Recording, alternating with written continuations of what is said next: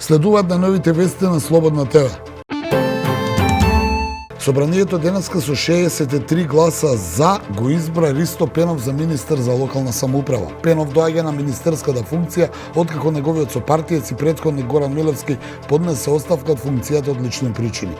Расправата за изборот на Пенов траеше 3 дена, а во текот на денешната дебата претениците на ВМРО ДПМН нагласија дека заслугите на Пенов и не се толку големи. Фатмир Скендер и Татјана Васич Бозаджиева со 64 гласа за и 30 гласа според Бандеровиот принцип на гласање се избрани за нови уставни суди. Претходно координаторот на претеничката група на ВМРО ДПМН изјави дека претеничката група нема да присуствува во пленарната сала за изборот на новите уставни судии, бидејќи е направен пресудан односно до собранието за гласање се испратени 20 од тројца предлози за уставни суди. За предлогот јавниот обвинител Љубомир Јовевски да стане нов уставен судија се уште не е завршена расправата во Комисијата за избори и именувања. Уставниот суд повеќе од една година работи во нецелосен состав од предвидените 9 члена на 4 им е истечен мандатот. Вице-премиерот за европски прашања Бојан Маричич изјави дека нема да присуствува на отварањето на клубот Никола Вапцаров во Благоевград, ниту пак ќе присуствува делегација на СДСМ или владина делегација. Тој потенцираше дека како држава имаме зацртано пат за отварање на официјален македонски клуб и кога ќе се отвори таков, тие ќе бидат таму. Според Маричич, ова е приватна иницијатива. Секој чекор во таа насока треба да придонесе за намалување на тензиите и отворање на можностите за соработка. Треба да се види дали овој клуб ќе има таков ефект. Секој има право да си прави приватна иницијатива, но ние не сме должни да присуствуваме на отварање на секоја иницијатива, изјави Маричич. Тој појасни дека се уште немаат информации кој стои зад иницијативата во Благоевград и што е нејзината цел. Во однос на подпишаниот договор за Фронтекс, Маричич истакна дека целта била тој да се подпише на македонски јазик.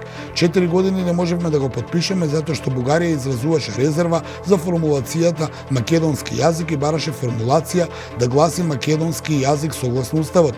Ние не го прифативме тоа. Наша цел воедно беше бугарскиот став да не стане европски, изјави вице-премиерот.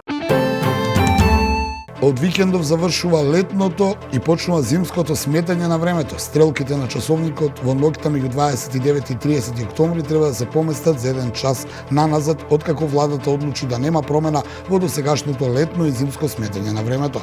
Зимското сметање на времето почнува секој последен викенд во октомври и трае до последниот викенд во март следната година, кога повторно настапува летното сметање на времето.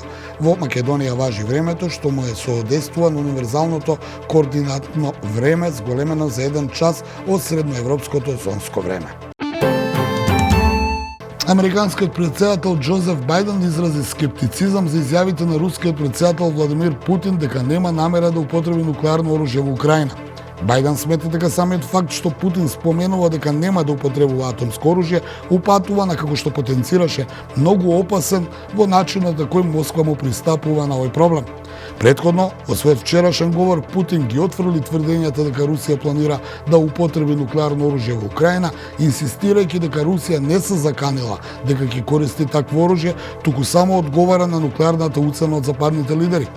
Путин и другите руски функционери во последните неколку недели постојано изјавуваат дека Русија може да употреби нуклеарно оружје за да го заштити својот територијален интегритет, а тие изјави на Запад се толкуваат како имплицитни закани дека Русија ќе го употреби тоа оружје за да ги одбрани деловите од Украина за кои тврди дека ги анектираше, потсетуваат западните медиуми. Портпаролот на Белата куќа за национална безбедност Џон Кирби во интервју за CNN изјави дека е можно Русија да размислува за употреба на така наречената валкана бомба, а потоа за нејзина употреба ја обвиди самата Украина. Ги следавте на новите вести на Слободна ТВ.